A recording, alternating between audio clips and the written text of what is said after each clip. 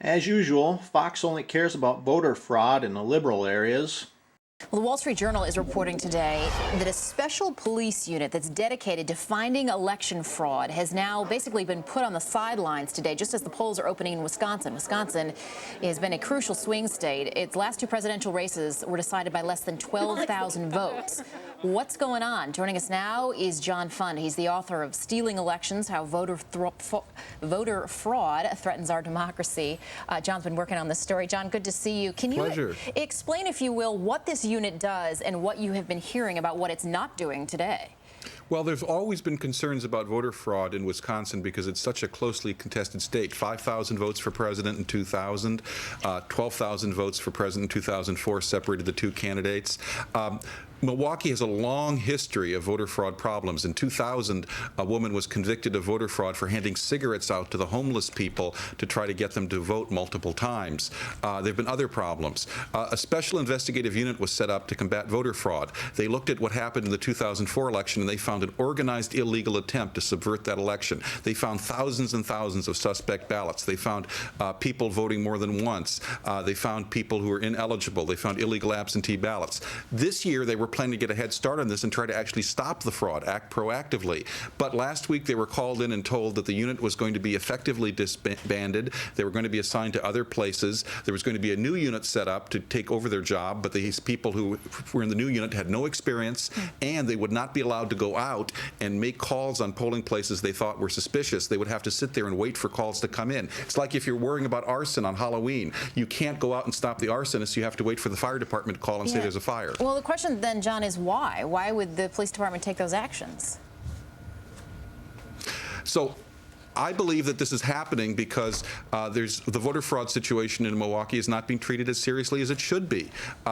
There's been a long history of this, and this report detailing all of the problems in the 2004 election was issued in February. What happened?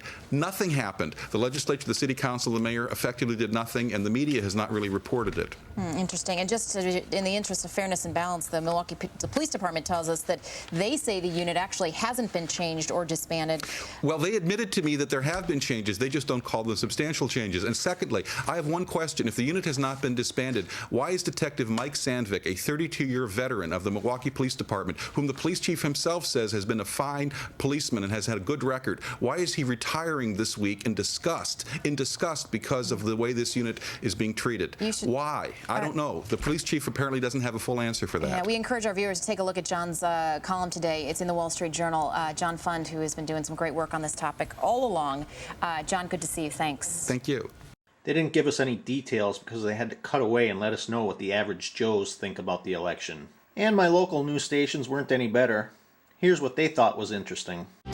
Well, if carrying out your civic duty is not sweet enough, how about a free bonbon? A lot of retailers tonight offering freebies if you show them your I voted sticker. There are free bonbons at Chocolat Celeste on University Avenue. You can snag a free cookie at Wild Rose Cafe in Minneapolis, and Starbucks is going to give you a free cup of coffee, and a whole bunch of night spots are offering discounts on drinks. For more on that, just go to our website, KARE11.com, and then click on Metro Mix. And here's a local Fox affiliate with the all-white think tank to tell us what's going on. Hi there, guys. We're calling this the Think Tank here in our studio next to the main studio, so we're going to go with that for the whole night. I'd like to introduce you to our political contributors for the evening. Sarah Janisak from Politics in Minnesota is our Republican strategist for the evening. Brian Lambert from Minneapolis-St. Paul Magazine, our Democratic strategist for the evening, and Professor David Woodard from Concordia. Also joining us, we have a fourth panelist, but she's, I could say she's caught at the polls, but I think she's caught in traffic. Catherine Pearson from the U will join us in a little bit. And here's Charles Gibson scratching the surface on the global impact of the election. And there's especially keen interest in this election day around the world. U.S. troops in Afghanistan, many of whom voted by mail, followed the election on TV. In Kenya, where Barack Obama's father was born, there were mock elections in support of their favored candidate. Huge billboards of Obama where people planned celebrations there in Kenya. And in France, newspaper headlines proclaimed the world is watching America. And television stations are serving up special coverage. And in the port city of Obama, Japan, a baker concocted special confections in honor of the candidate with the same name. It's like our news is targeted for 4-year-olds.